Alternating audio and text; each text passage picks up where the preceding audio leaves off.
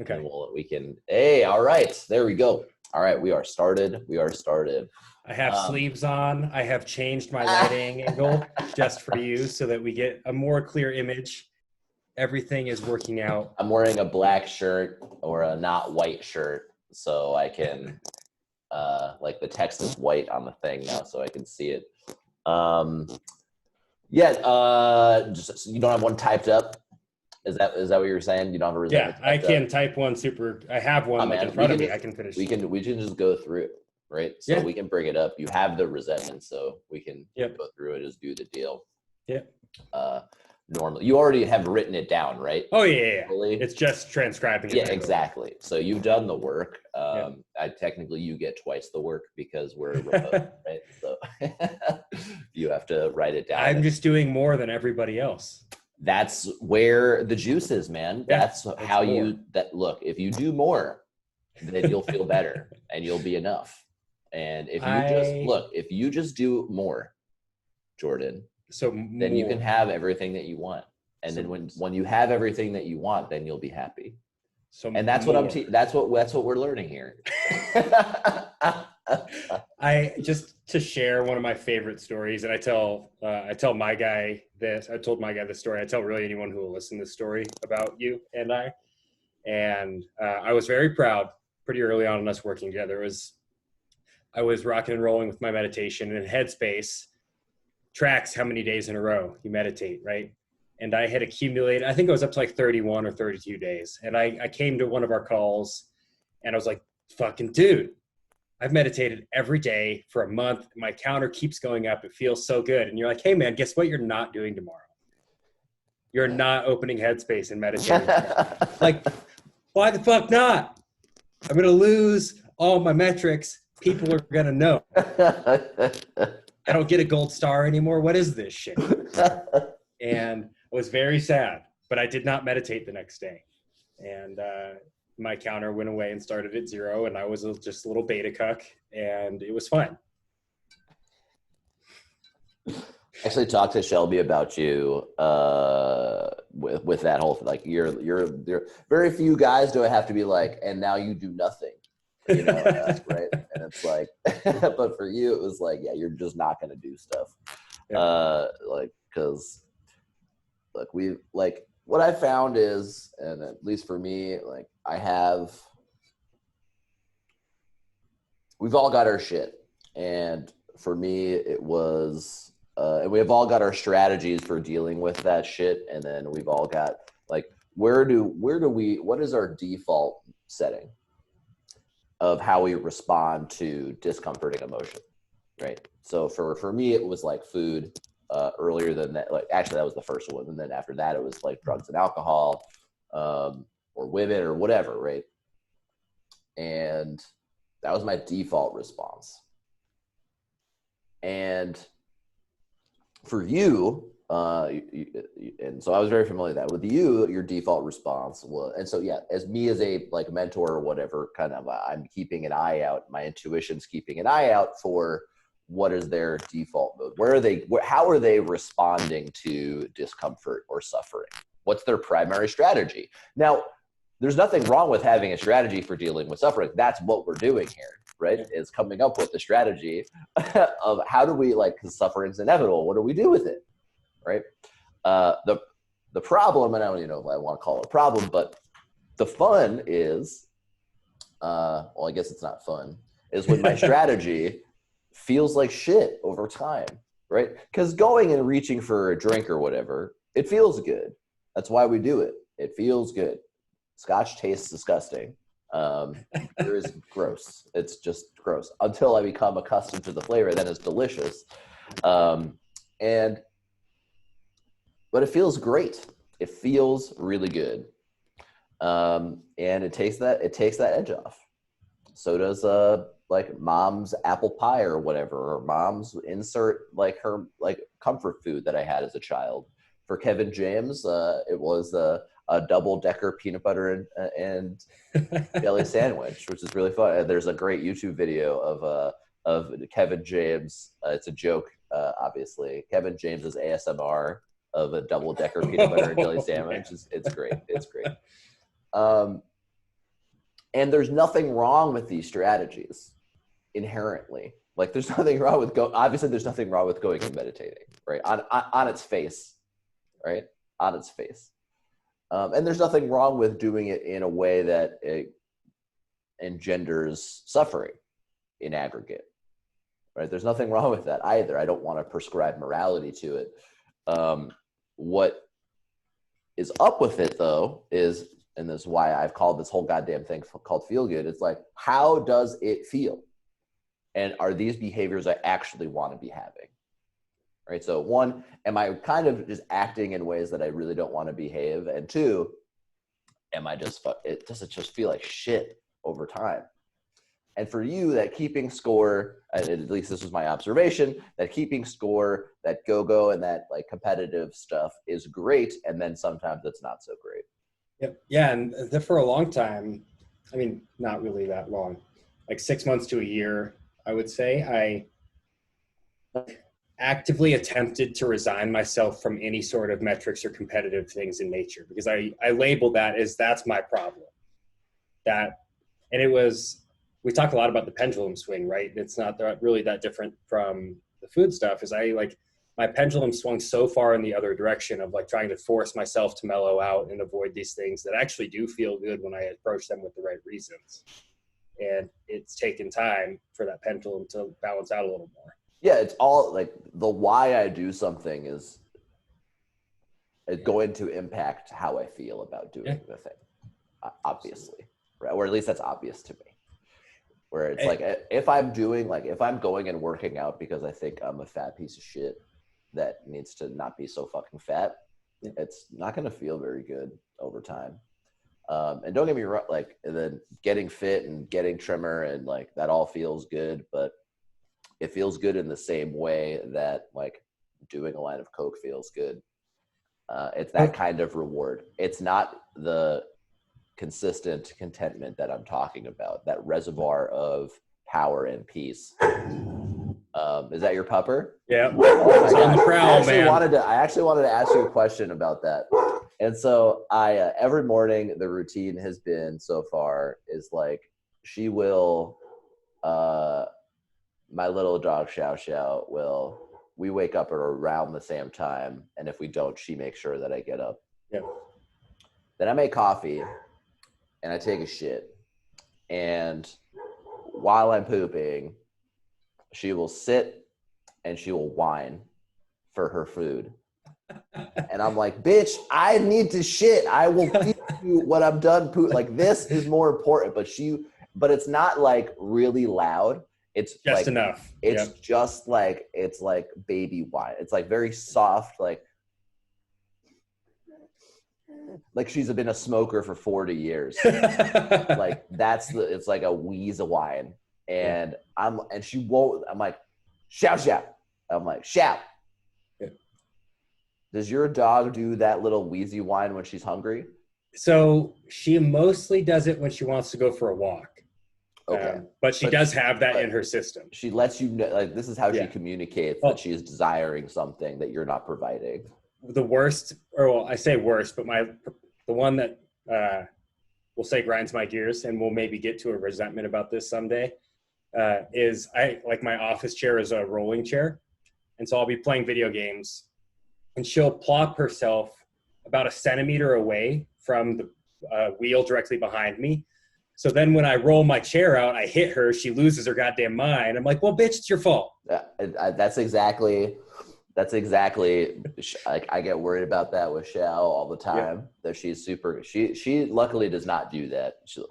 But what she will do is on my walk down the stairs, she will like weave between my legs. And I'm like, this is the worst place for you to be. Only in the morning when she's really hungry, she'll like she's like making sure I'm going down this, like, I'm like, what are you doing? You're going to kill both of us.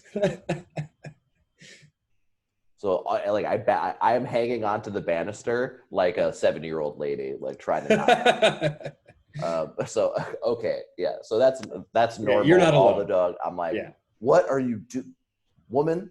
I will feed you. Like, Jesus. Anyway. All right. So like the actions almost don't even matter what they are, right? It's to an extent, nearly as much as my reasons for doing them. And part of the cool thing about the work that we get to do is we give lots of clarity on why we're doing something, and we can get clarity on why we're doing something even before we do the thing, or we can catch ourselves in the middle of the thing or afterwards and go, okay, and then do kind of a post-mortem about the thing, and then short circuit our mind either in the moment beforehand or set a different course for afterwards. And instead of being reactive in our lives, we can kind of be is preactive a thing? I don't know if that's a word. I guess it's proactive, but yeah. And that's the very active piece of the work that we do. But then we do that enough times, and that wouldn't be very interesting, because that sounds boring, and like I don't want to do every time I think about stuff. And the fun part is I do that enough times, and I know you've experienced this, and I'm sure I've said this a million times already, but like the fun part is like noticing when after I do that so many times, I don't know how many times that is. It could be 5 times, it could be 100 times, it could be 1,000. That next action, we kind of talked about this last week with your dropping of the plate, right? Yeah. That next action or that next reaction, automatically is one that was different from the default. And that's when we get into the realm of effortlessness, which is what I'm all about. I think willpower is stupid. I think discipline is dumb. Or I should say people's interpretations and applications of discipline and self-will are dumb. They are very useful in certain scenarios and in the beginning when I have the proper why. If I don't, and I've really strengthened that self-discipline and willpower muscle, then I'm really good at doing shit that I actually don't really want to do. Where it's like,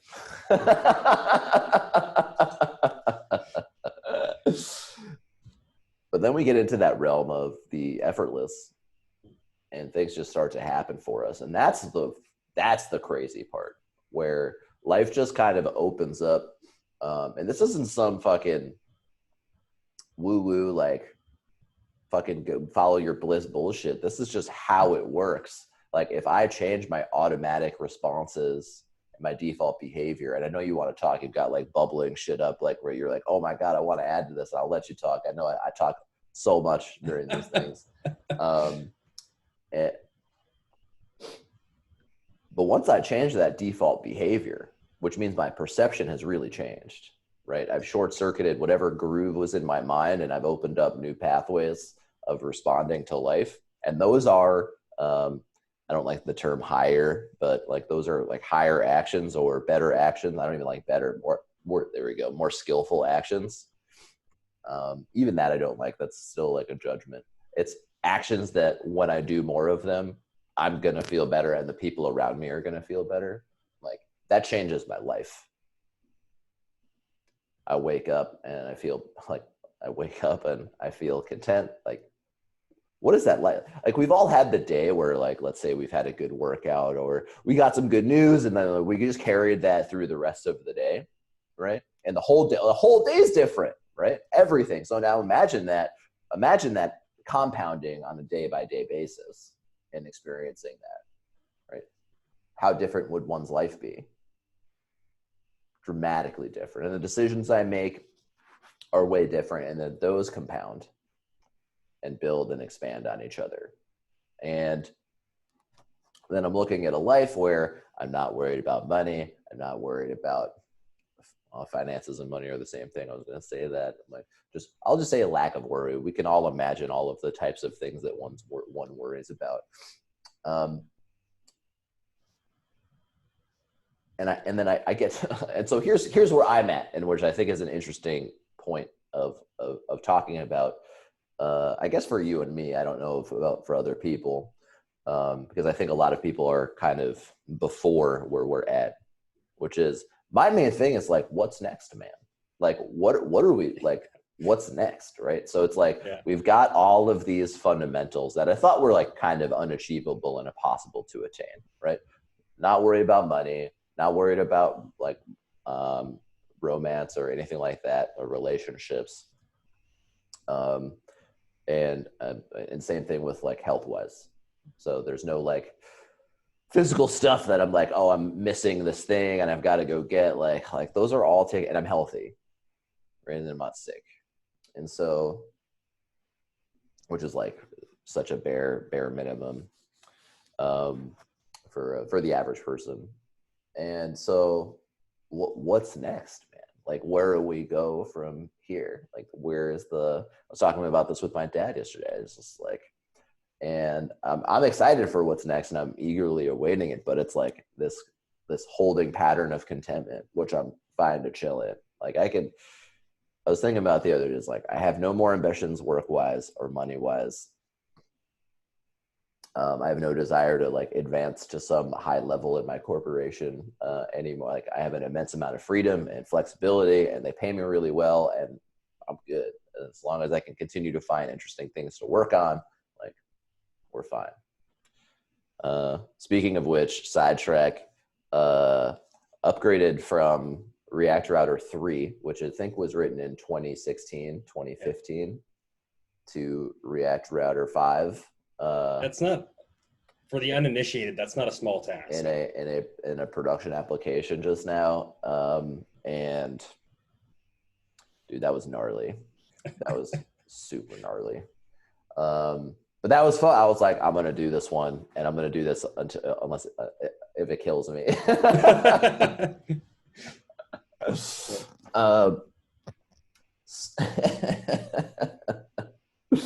So yeah, for me, it's kind of, and that's another reason why I kind of started this whole thing, was like, I've been doing mentoring and teaching for a long time now. And it's always kind of been in the back of my mind to like, just put it out there for people to consume. And if people resonate with it, awesome. If not, that's also cool. At least, like, I'd say like, bare minimum, at least we have kind of this catalog of your journey. Oh, right? Absolutely. Which is kind of cool. Because you'll be able to look back and kind of see where Jordan was. It'd be really cool if we had been doing this from the start, right? And you'd be able to see like Jordan from 2 years ago, and cringe at yourself. It would be a lot of cringing, and I would be, but it would have been really cool. And I still remember, it's not like, I don't remember everything, but I remember the daily underlying experience of Jordan from 2 years ago and what that felt like versus what it feels like now. And I'm glad you brought up the what's next thing, because I think that's the main question I find myself asking a lot of the time now. And there's like still old friends come up, obviously food and body stuff, like, yeah, what do you mean by old friends, for people who don't know what that means? So like, we all have these. I'm actually also, catch me on this one. So definitely do that. So just for the people whoever is listening, we have our own vernacular. Yeah. So like, there are things that we just take at face value that like, so if I say something like that, just have me stop and explain what those are. Yeah. I actually, when I was listening to you and Shelby, yesterday, she raised a good point of like, explain what it is that you do, because we went through the first 2 episodes and we really didn't do that. We're just like, here's the thing. I actually think that's fine, because like, if at least my experience with other long form podcasts like this is like, I just generally figure it out over time, like what it's about. Because I can't really think of any of them that just described exactly what they do.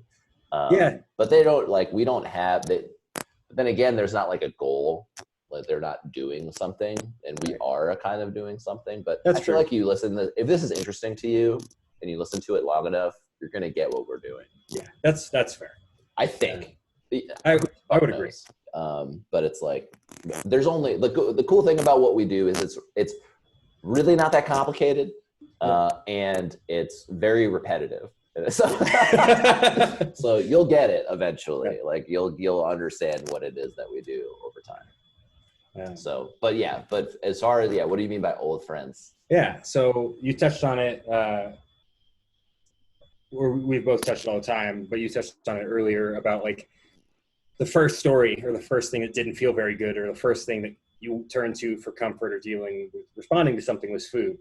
And so for me, food wasn't the first thing. I would say for me, exercise was the first thing, and then food came as an extension of that. But we call them old friends because these things have been with us for a very, very long time. And they actually did serve us incredibly well up to a point. They got us through this suffering that we didn't know how to cope with, and we didn't know how else to respond to over the period of, years or decades. Yeah, they work, man. They work, dude. They work. That's why we did them. Like they worked, and I feel, but then at some point they stopped working. Yeah. And where like the amount of jujus that they are providing kind of outweigh the emotional consequences. Yeah, it's actually funny. I was doing my resentment this morning, just like writing down my next one, and I won't spoil it too much, but it was around the idea of like going out to eat and somebody ordering something that I like better than what I ordered. And like I try it and then I'm all butthurt for the rest of the meal because I'm missing out on this thing and I fucked up. I would interpret something like that as punishment for getting off of my plan. It's like, of course this would happen to me. I should have just eaten chicken and rice and broccoli and gone to bed. Is this the resentment we're about to talk about? It's not. It just was one I was writing down this morning. Okay. I love those. And I say old friends lovingly because actually this morning was a visit from an old friend. Breakfast time for me, especially when I was first getting out of the here is my plan and here is the half cup of oatmeal and the 7 egg whites and here's my structure. When I was first getting out of that, breakfast time for me tended to be very anxiety producing because it was like the first milestone of the day that I normally would have checked off as, oh, you did this right. And now it's, you always could do whatever you wanted, but now you actually are going to. And there was so much dialogue that would come up around like, is this the right choice? Are you fucking up? Are you fucking your macros for the rest of the day? How are you going to make up for this later if you eat this thing now? And like that stuff never completely, at least in my experience, has not yet completely gone away. And there are mornings that will come up where I have a fridge full of food that all sounds delicious. And it's like, oh my God, what if I choose wrong? And I experienced that this morning. And to your point, like if that ever went away, it would get super boring. And, well, maybe it wouldn't get I don't want to say that specific example. I would prefer not to have that specific example anymore. I would like my eating to be effortless. But if there's not like some sort of struggle somewhere, it's going to get boring someday. I'm not here to not experience suffering. Yeah. Right. Suffering is okay. I'm not going to go seek it out, but I start my days with suffering a lot of the time. It's just, am I going to choose the suffering or is the suffering going to choose me? Right. And what I mean by that is a suffering that I can choose to be in is like, I'm going to make the shower cold for a bit. Yeah. Right. Or I'm going to go for that jog. I'm going to go stretch. I'm going to hold that stretch for a little bit longer. Suffering choosing me is more like I'm going to react to this thing completely like without thinking. And then, oh, there it is. I'm going to, get in a fight with my girlfriend. And even when that voice on my shoulder is telling me not to get into a fight with my girlfriend, I'm going to do it anyway. Right? or actually something I think is more, it's like, or I don't do those things, like move around regularly, and then I get sick, right? Or eat really poorly for a very long time, I get sick. Like, okay, here you go. You've got, and then shit just happens sometimes, right? And then sometimes shit just happens, and then suffering's there. So rather than coming up with ways to just avoid suffering, right? What we do, and I said this a bunch, is change our reactions to suffering and change my relationship to suffering. So, am I okay with it? so much of my drinking and drugging days were the fear of feeling pain. And if it's not as scary, then the irony is I just don't suffer as much if it's not scary anymore. So I can just sit in it and feel it. Yeah, and you touched on this when you were talking to Shelby yesterday, but there's a monk of some kind. I don't remember what sect of whatever the fuck religion, but he had come up with a formula, and it's suffering equals pain times resistance. And you touched I like on that a lot, actually. Yeah, I love it. I like that a lot. Yeah, that's awesome. I'm stealing that. Yeah, like that's really good. Suffering equals pain times resistance. That's totally right. It's like resistance squared. Yeah. I did also steal that. That's the title of my blog for when I choose to write such things out into the world. And I'm sure if I ever get sued from this humble monk somewhere. Yeah, definitely. He's definitely. Oh, it's the top of his list. But it's so true. Wrote that down. I love that. Even the stubbing your toe example, right? It's like if you stub your toe, that's objectively a painful experience. Like just synapses firing, your body's pissed off. But the suffering comes into play when you start talking about what a piece of shit you are for not seeing that being there, or who the fuck put that there. Go fight with the person you live with who clearly did that. Right. Kick your dog who had nothing to do with fucking, yeah, exactly. Right. It's like, what am I doing to myself here? And now I'm just creating all of this pain in response to this. Or I can just sit in feeling it. And then if I actually sit and feel it and just pay attention to it, it's actually not that bad. No, it's really not. It's really not that bad. And that's how most suffering is, really. It's like, I think Sam Harris talked about a little bit about this. I forget where it was, of just observing pain. And a lot of the pain in this goes into the resistance is like, a lot of the suffering in pain is like, this is not going to end. Like or just at least a big question mark of when will this be over? And then maybe that just makes it feel even longer. And so, so changing our relationship to it, we're going to feel the pain, we're going to feel the suffering. It's not about not feeling things. It's actually about, and this is why I don't call things good or bad. It's about feeling things, because the thoughts that I'm having that don't feel very good, that's why I don't call them bad thoughts. I don't even like unskillful thoughts, but thoughts that don't feel very good. That is information to be used. My body, my mind is telling me something. Now it might be lying to me, but it's telling me something, right? So it's like you're a fat piece of shit. Like, okay, that's all right. What the hell is going on there? Like, that's a giant red flag, right? I lost it yesterday when you guys were talking about the Google search, right? And I'm referencing the last episode of this podcast. Oh yeah. If anyone hasn't listened to it yet, go listen to it. But it was reasons why I'm awesome. Did you mean you're a fat piece of shit? I started dying. Oh my God. It was perfect. Because that still comes up for me. That's that's it. That's my experience in replacing some of these. Yeah. There's so for those that didn't listen, which is everyone. Yes.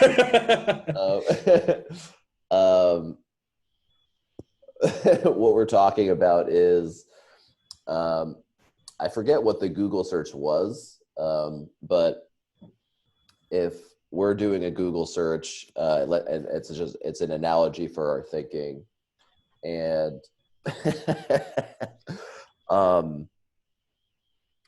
we're talking about why I don't really like affirmations, and then the joke was, if our thinking is like this Google search, and correct me if this wasn't it, but and then the Google search is coming back with, I'm doing like a Google search for you're awesome, and then it's like, did you mean you're a fat piece of shit? And then that comes up when all I do is jump to the end of replacing thoughts, right? Yeah. So it's like folks will hear this process as like, oh, okay, so I just think happy thoughts and then it changes, right? And it's like, no, At least, well, maybe, I don't know. Maybe for some people that works. Awesome. Cool. Go do that. Like, I'm not here to tell anyone what to do. Never. Like, if you're like, let me preface all of this stuff. It's like, if you've got a thing that's working for you, fucking do it. If it contradicts stuff that I'm saying, awesome. Go fucking do it. I don't like, get after it. I'm here about what works, and what works is what feels good. So if I'm content with my life, and this thing is building contentment and well-being consistently in my life, fucking go with whatever strategy you want to go with. And for me, just going to the like, I am great, like, does not work for me at all. Because like, yeah, did you mean you're a fat piece of shit pops up like when I do that Google search and and why does it, right? Because I haven't done the work of going through and finding out what the root causes for me having these thoughts in the first place are. And then once I have an understanding of where these are coming from, and I understand how ridiculous they are, and I know how ridiculous they are, and I know they're just like these limbic system responses from my lizard brain trying to keep me alive in scenarios that do not require this. It's like using a sledgehammer for brain surgery, right? And once I understand these things, it's so much easier to start believing stories that feel and that sound way, way better than you're a giant fat piece of shit. So you listened to like the whole thing? Yeah. Oh, wow. Okay. Yeah, of course I did. Got to get that average watch time up, you know? Well, it was really cool for me to be on, because you work with Shelby in a similar capacity to the way that you and I work together, but the roles are reversed, right? Except so it's really I pay her. Well, yes, there's that. I pay her money. Where's my money, dude? That's what I want to know. I want to know where my cash is. I'm just kidding. Just kidding. But we'll make money off of this based on t-shirts. We'll sell swag. Once we get to 1 million followers, you know, we'll just start selling swag. We'll have 1 million follower special episodes. And yeah, it'll be like, and then they can pay tribute to me, and then we'll just have a giant face. Yeah, we'll announce our center for holistic touches, and and then and I sit on a big throne in a big heated room, and I'll just yell at people for not being good enough. Have you watched the documentary that Yes. I think you're referencing? Yes, it's fucking amazing. It's so crazy. Yeah, it's ludicrous. It's so nuts. Insane. It's so nuts. But yeah, people are searching for something, man. Yeah. They're all searching for stuff. And Bikram yoga, like, that shit's awesome. Shit's really good. And it fucking feels amazing. And hey, it's really tough to fucking think about everything else in life when I am in a fucking 100 whatever degree room, sweating balls, and like every part of my body aches, right? It's really tough. That's why I love working out so much. And then there are people out there that like fucking crave that power, man, and they don't want it. And it's like money and fucking status and all that shit and all the trappings that come along with it. And you get those two things together, and it's just like that's why I never want I don't want like this to. That's one of the reasons why I didn't want to put it out there. Like, I don't want to ever be like a guru of some kind. It's not my. I don't want that at all whatsoever. And I don't think that it has to get like that. No, it's. But I'm always very like, I'm very aware of that possibility and that part of me. Like, dude, my ego is crazy, man. It's a crazy beast, and it loves attention. Fucking loves it, man. It loves attention, and it loves like flattery. All that shit, dude. It loves it so much, and so I am very aware of like where this could go. Yeah. And then, you know, fast forward 10 years and, you know, I've got, you know, I have some land in Utah or something, and then we've got a bunch of wives, and then you bring your lady in, and then she's my wife too as well. It's like, yeah. So it's like, I don't want any part of that, man. And I don't want where I think my brain could go with like a super immense amount of power. So I very aware of it. And joking and also being like, you don't need some guru person, like some crazy special person.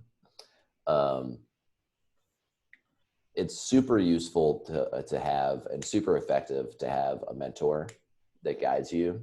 But as soon as that mentor asks you for money, I'm like, nah, I'm good. I'm good. It's just like the incentives are off. The incentives are too off. Like, or like money or sex or stat or any of that stuff. Anytime any one of that like is interweaved into those things, like, no thanks. It's like, it's like that self-help video that I sent you the other day. I'm like, I'm not interested, man. The incentives are misaligned. That's why I think it's a really, like, the fact that you don't do this with women, and then I also don't see myself doing it with women down the road either, like, because it's inevitable that gets tied up in it in some way. It's like, it's not that I don't want to give this stuff away. I mean, you became attracted to me at some point, so you know, it's like, dude, it's just not fair. You've got this luscious black hair. I can't help it, man. I grow it myself. And a great selection of unicorn-themed T-shirts. Yeah. There's just too much going on. Yeah, you haven't. It's true. But yeah, I choose to, and maybe there are better people than me. But it's like I choose to not mentor women. And this is generally like and this came from from 12-step work, where they recommend that your sponsor, with some rare exceptions, is of the same gender. And it's for a multitude of reasons. And one of them being that an attraction can build. And it's like, I just don't want that tension at all in this dynamic. And go ahead. I was gonna say, I don't think this is always true, but for me at least, like, I had a much greater challenge building significant relationships with men in my life than I did with women. And same. I think, yeah. Same. And so for me to have like a male mentor who I actually wanted to work with and wanted to develop like this relationship with in a different way helped me solidify and like cross the bridge on some of the things that were preventing me from having meaningful relationships with other men in my life. And I think that's important. And I think that's probably actually more common to have problems with your same gender as far as forming dedicated relationships, for men at least. I think we have a weird thing about. Yeah, I think men are particularly bad at forming relationships with other men. And again, we're speaking in generalities here. Oh, totally. There are guys like that are just fucking awesome at it. I have a friend of mine who is like, he's the fucking greatest dude, and he is friends with everybody, right? And everybody likes him, you know, and awesome for him. You know, but yeah, if I were to take the like as a whole, yeah, I think men have a couple of big problems. Is they're totally not in touch with their emotions, which is no surprise, right? That's obvious. Everyone's like, yeah, but I mean that in the sense that we're talking about is like complete lack of awareness of like where they're coming from and the power of them. And there's no like, there's no one like stepping in and being like, this is something you might want to pay attention to. There's very few people, I should say. And two, yeah, I very, very poor at relationship building and communication in that way. And I think there's some things that men do that are really awesome. I think our sense of like, and these are all generalities, and it's not specific only to men, but like being on a team and having that team and that camaraderie, I think is awesome and fantastic. And competition and all those things are really, really great. And there's been a really positive side of masculinity. But on masculinity in general, I feel like there's a bit of a Christ, this is such a like overused term, but I feel I would say it's accurate. I see I see there's a great desire and a great need of young men and boys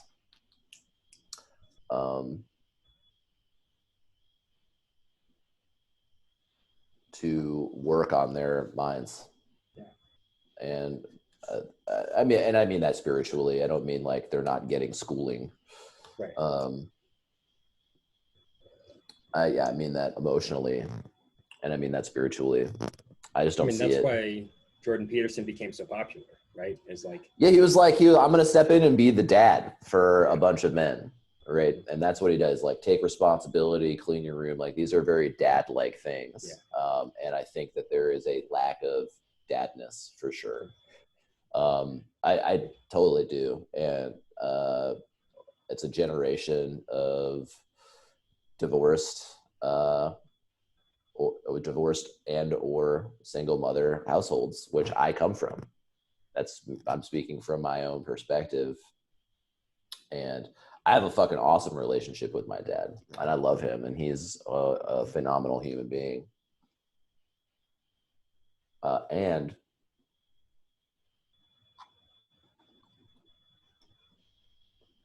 I have some of the greatest experience I've ever had in my life has been with that man, and I love him. But I saw him once every 2 weeks. And I see like in this work, this desire for that father that either wasn't there physically or emotionally because of divorce or because he was just working. Yeah, I mean, that was my story, right? It's like I saw my dad on the weekends pretty much exclusively because he was traveling for work Monday through Friday. Those not exactly the same, but very similar, just limited exposure. And I think it's important, and especially for men, to have that dynamic, to have that fatherly, and it doesn't have to be a guy, like it doesn't have to be a dude, but one parent is not enough, man. It's just not. I don't care the gender. I don't give a fuck. But like one person raising a child is not enough. Dude, one person taking care of my dog sometimes. Yeah. Like, this is too much. Exactly. So there's that. There is a deep, deep need, at least in my experience, this deep desire, and I know I was feeling it, and to have that. And that's why I give it so freely. It's like, I'm happy to do it. I'm like, here you go, man. Let's do it. Well, I don't give it away freely. It's like for people who are ready for it and people who want it. I was going to say, you dragged me around for actually, I dragged you around for like 4 or 5 weeks. So I wouldn't just ask for the damn thing. Yeah. Well, it's weird, man. How do you ask like another man to help you? It's like, which I think that's also kind of funny and kind of indicative of what we're talking about. Oh, totally. But it's weird for everybody. It's like weird to it's like asking somebody out on a date. It's always kind of weird. It's like the chance of, but I was leaving breadcrumbs for you, making it kind of obvious like what to do. Oh shit! It's Independence Day today. 4th of July. Cheers. I should have known. Like my dog was just so scared last night. There were fireworks going off, and she was like, did not know how to handle it. No idea what was going on. Hattie was the same way. Where are you guys going today? We are going to a nice little bed and breakfast next to the ocean, a couple hours north, just for tonight. And so, we're going to, after this, I'm going to put some pants on, and I'm wearing shorts, all right? It's not like I'm not having, just like ball sagging it. Whatchamacallit? So after this, put some pants on, getting in the lift, going and get in the rental car, and driving north for a couple hours. We'll listen to Your Mom's House podcast, I think, on the way up, and then get up there, chill for the night, come back the next day. Has Eve listened to any of these yet? No, I don't think so. I was curious about, I was thinking about that, just like with relationships I have in my life. So talking about the dad's thing, right? Like my dad has listened to at least one of these, if not all of them. And it's interesting, even with someone who like sort of knows what this stuff is, to have them actually know and experience it and then want to talk about it. That's awesome. That's really cool. It's super cool. My dad watched it, and I think I got to switch this to gallery view. I forgot to do that. Oops. Oh, now right. I think it's going to switch between you and me talking the whole time, which is annoying, I think, for the viewer, but whatever. Yeah, the speaker view is like it switches between you talking and me talking. Yeah, it does. But yeah, my dad watched it, and yeah, the only feedback he had was to change my camera angle. But yeah, even if I'm just, as I'm looking at my picture in my mini screen now, switching it so the lighting's not behind me makes a huge difference. Oh, it's huge. Yeah, it's huge. Mine, he meant more of this angle to be like, oh yeah, get your good side, to be like straight out. Well, the good side's the whole thing, but yeah. you know. See, that's where we're going. That's what we're doing. Nice. It'll be a nice little getaway there. I don't think we have enough time for a resentment, so, which is fine, especially not one to like, type it out or anything like that. So, and we didn't even get into your routine at all. Yeah, we didn't do any of the normal stuff. So why don't we end with that? And so let's talk about your week and the routine and how that went. Yeah, so I would start my days by journaling, and journal looks the same as it has for a while. So how is that, just for folks? Yeah, so I start with I date the page. Super important for people to know. That's the crucial step. And then I start the page with the story that works well for me. So that's usually like everything is working. And we've talked about how affirmations it's not about the affirmation.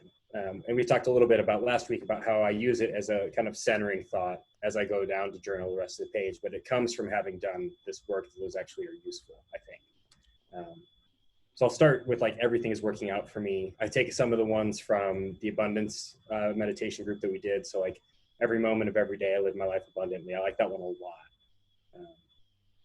And from there, I'll go into appreciations. So I'll write down, what can I appreciate right now? And mostly been trying to, something that one of my guys does really well that's actually inspired me is, and he does it, this guy reminds me a lot of me. He's trying to max min everything. So it's like, how am I going to maximize these appreciations, get the most bang for the buck that I possibly can out of them? Yeah, you don't want to fuck it up, man. You don't want to fucking pick the wrong one, dude. You don't want to pick the wrong one. Pick the wrong one and start saying shit to yourself that's not like the best one you possibly could. Dude, you're fucked, man. You're going to get, look, you'll achieve peak contentment like 10 days later or earlier. Like, dude, you are...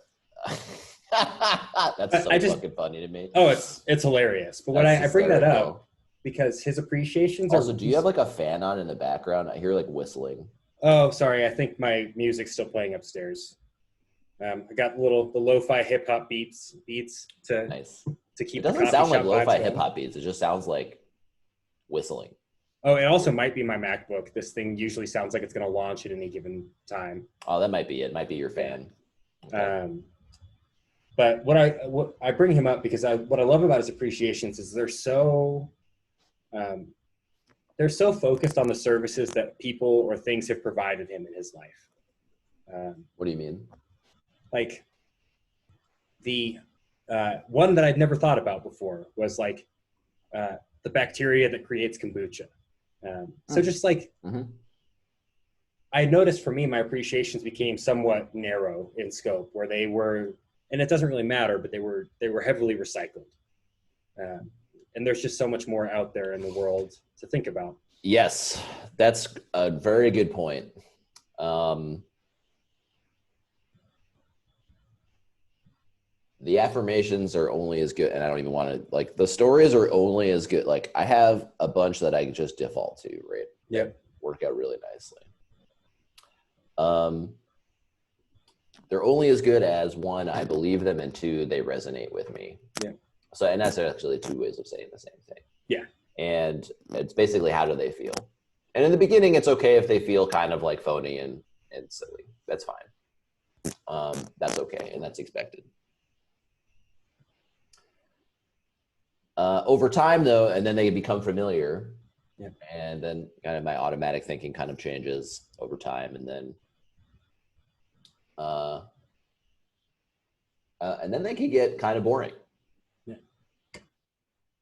And so when I'm looking, well, there's two real like thinking about and changing these stories. There's really kind of two reasons why to do them. One is what we've been talking about this whole time, which is kind of identifying stories that don't really work out so great, and stories that do really work out pretty well.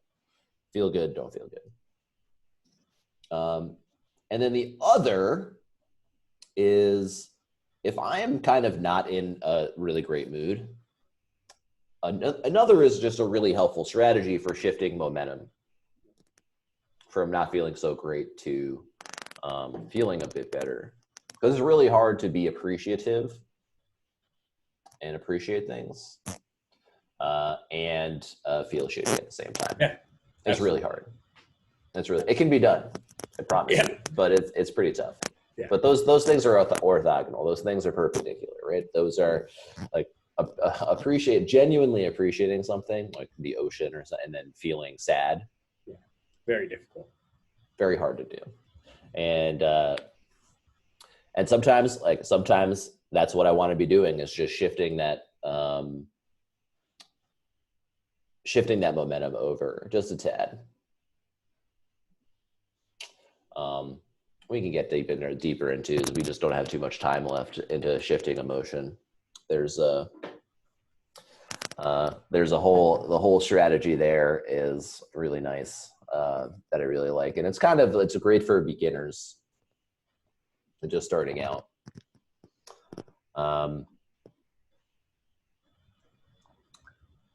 Because when I am really, like, when I was really fucking suffering and really sad, it's really tough to do anything. Yeah, it is. It's really hard. And so just anything that can nudge the momentum of emotion from despair to at least just sad, or like bored or neutral or something like that, is like. And then if I can kind of trick myself enough times over and over again, then I actually start to change kind of this default pattern where my brain isn't like waking up and it's like, if you've ever done intermittent fasting before, and you've been used to having big breakfasts or something, you'll be hungry for a while in the morning. And then over time, it's like, I'm not hungry anymore in the morning, right? Same kind of thing. If I wake up and like in fucking fight or flight mode, that's just how my body is going to continue to wake up. I've now trained it to expect to wake up and feel this way.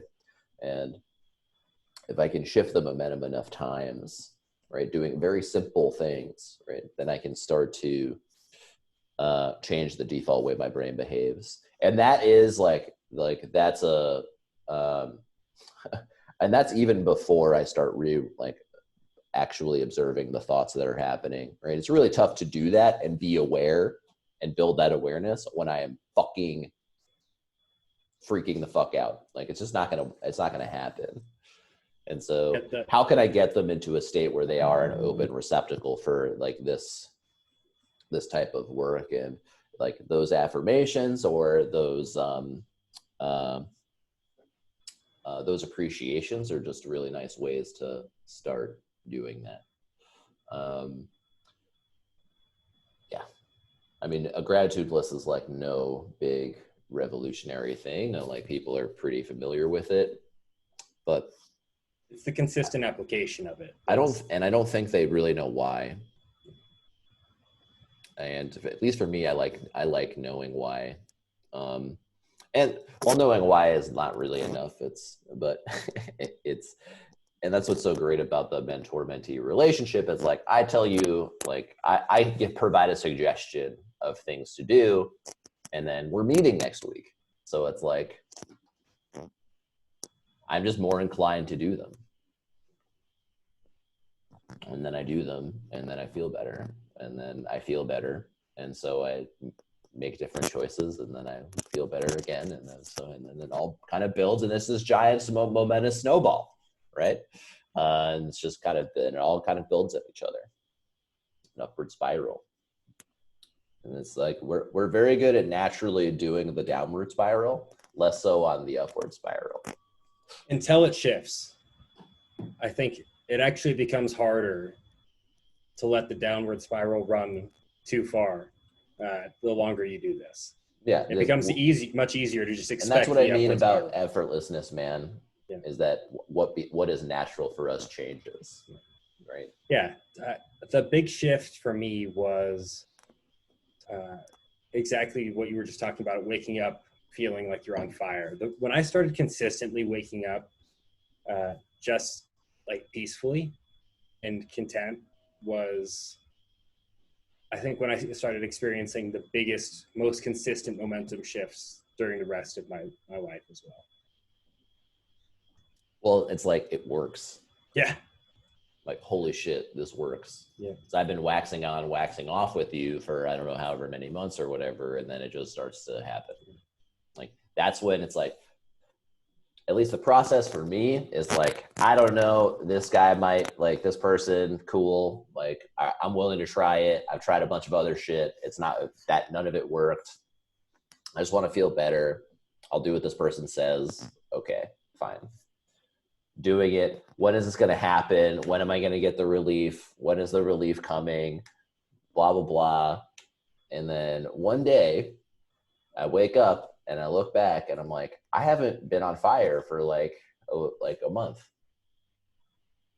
Does this work? Oh my God. And it's like, holy shit. And then it's like every movie where there's math and a genius in it starts to happen. It's like formulas are going past your brain. And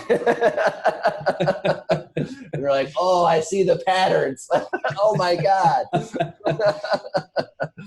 And that's that like waking up point of, oh, holy shit. Wow. And then at least for me, that's when I start to really see the power of this stuff. And it's so simple. It's so simple. And it's not that hard. That's not true. I've forgotten how hard it was. Yeah. I was going to say, it's not that far removed. It's pretty fucking hard for a little bit. Now, yeah. And then it's not. It's like programming, right? And yeah. It's just like, it's not that hard. And then, yeah, it is. Well, at least it was for me. And now not so much, because now it's like, oh, I can read programming languages now, at least C-based programming languages for the most part. Give me something like Lisp, and I'm like, what is happening? There are too many parentheses.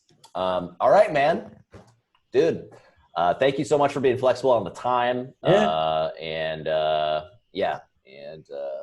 Definitely feel free to hit me up with any insights or anything like that over the week. I know you always do. Have a beautiful weekend. And also I always think about what to name these things. Yeah. Like, so if you can think of like whatever the overarching like theme was for the talk, just shoot me with that. Cool. And I'll think about that too, and get the thumbnails made, and post it up. All right, man. Have a beautiful trip, and I will see you soon. All right.